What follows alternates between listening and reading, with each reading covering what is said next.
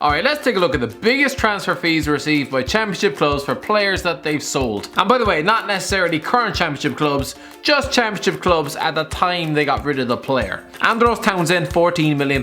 There's going to be quite a few players in this list who left Newcastle as soon as they were relegated in 2016. Two have gone on to qualify for Champions League finals, but neither departure hurt the Geordies quite like Ambrose Townsend's £14 million deferral to Crystal Palace 5 minutes into the transfer window. Why do you think the fans keep begging Rafa Benitez to bring him back every 2 minutes? The man had only been on Tyneside 4 months, already displayed more passion and enthusiasm than half the lads in the squad, before immediately leaving for Sellers Park to save an England career that was dying a slow death. Sam Clucas, £14 million.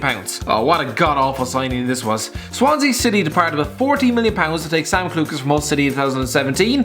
This man does not belong in the Premier League. Picked up his second successive relegation before getting spat out to Stoke last summer.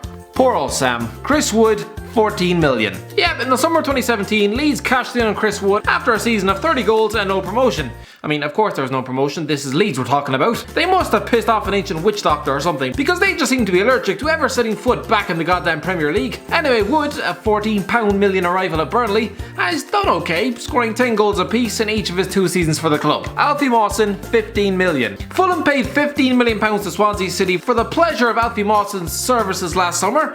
The man was also getting offers from West Ham, but judging by Fulham's lavish spending in the market, the man probably thought he'd be playing in Europe by now. Nah, injuries restricted him to just 13 league games last season, as Fulham's defence crumbled like a 4-day-old cookie. He's now back in the Championship with whoever sanctioned his transfer no doubt chained to a bathtub in the Fulham basement. Ben Gibson, £15 million. So Burnley spent another £15 million on Ben Gibson last summer, and on the face of it, he looked like a top signing. For God's sake, the man had been getting linked with the likes of Man City the last time he was on the top flight with Middlesbrough. Some of their fans were even predicting him to captain England at the World Cup. Yeah, injuries and just general loss of form have meant he's played 1 game for Burnley, scoring in a 5-1 home defeat to Everton last December. Back to the Championship with you, lad. Brit Asabalanga, £15 million. It's rare to find a player in this list who didn't end up in the Premier League, but yeah.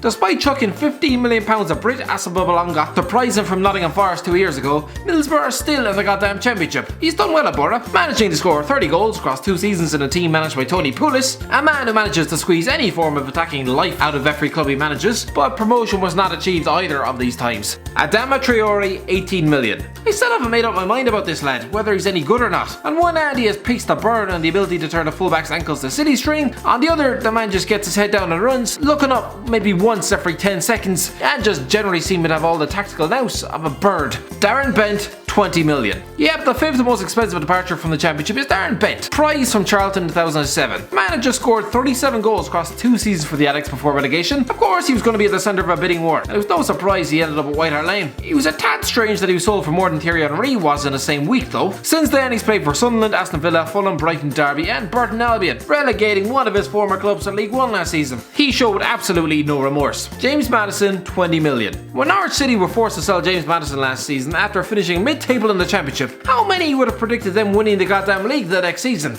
Definitely not me. Anyway, Madison has had a good season at Leicester, scoring 7 goals in 31 games. Give it a couple more years and he might be in the England squad. Jorginho Wijnaldum, £25 million. Nah, the man never played a Championship game in his life, but hey, what division did Liverpool sign him from? It's mad to think that this man was relegated just 3 years ago, but yeah, that's Steve McLaren for you. He's since signed for Liverpool, reached the Champions League final, finished 2nd in the league, scored twice against Barcelona, and yeah, reached another Champions League final. Jordan Pickford, £30 million. Sticking with the North East, Sunderland were forced to sell Jordan Pickford for £30 million 2 years ago. Since then, he's become Everton and England #1, helped his country win a World Cup shootout, reached the semi-final, punched the young fella, shat his pants at St James's Park, and had people question his form.